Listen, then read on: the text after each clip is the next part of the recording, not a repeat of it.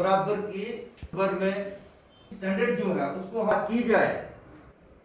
उद्यम मसलसल जियो और जीने दो जो है वो नीति योग के साथ जुड़ी हुई है, टवेलवे है, एटीजी है, इसके साथ साथ नेशनल लेवल पे उसका मुकाम है। इस अवसर पर एनजीओ जियो जीने दो के मीटिंग हॉल में एक कार्यक्रम रखा गया जिसमें इस विषय को लेकर काफ़ी चर्चा की गई।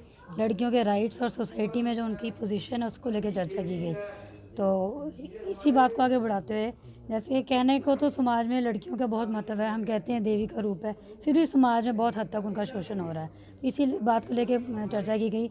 कुछ हादसे आज भी सुनाई दे जाते हैं, चाहे हाथरस का हो, चाहे राजस्थान का हो, कठुआ का हो, दिल्ली का हो, तो जो हमें शर्मसार करते हैं। क्यों होता है ऐसा, इस विषय पर चर्चा की गई। सब कुछ हमारे माइंडसेट पे डिपेंड करता है। हमारे माइंडसेट चेंज करने की ज़रूरत है।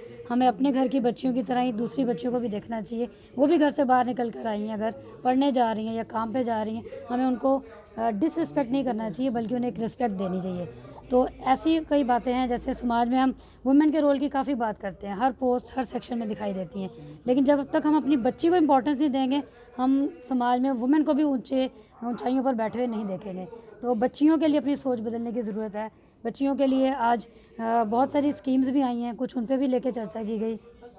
एनजीओ जी ने तो पहले भी बहुत काम किए हैं, जैसे कि बेटी बचाओ एक हमारा एक एरिया था, जिसके तहत हमने बिल्कुल कम बजट में बच्चियों की शादी का प्रबंध किया। 113 से ऊपर तक की लड़कियों की शादी करवा चुके हैं। इसके पीछे मोटिव यही था, मैसेज देना कि बेटी की शादी कोई बर्डन नहीं है, बोझ नहीं है। इसी तरह की कई कुरीतियाँ हमारे समाज में मौजूद है, दहेज हो गया या ज़्यादा खर्चे करना, जिससे बेटियां बोझ लगने लगती हैं। इन चीज़ों को लेकर आज चर्चा की गई कि कैसे ऐसा माहौल बनाया जाए या ऐसा माइंडसेट बनाया जाए कि बच्चियां बोझ नहीं, बल्कि बच्चियां एक इम्पॉर्टेंट सोसाइटी का हिस्सा लोगों को महसूस हो और वो काम करें उसके।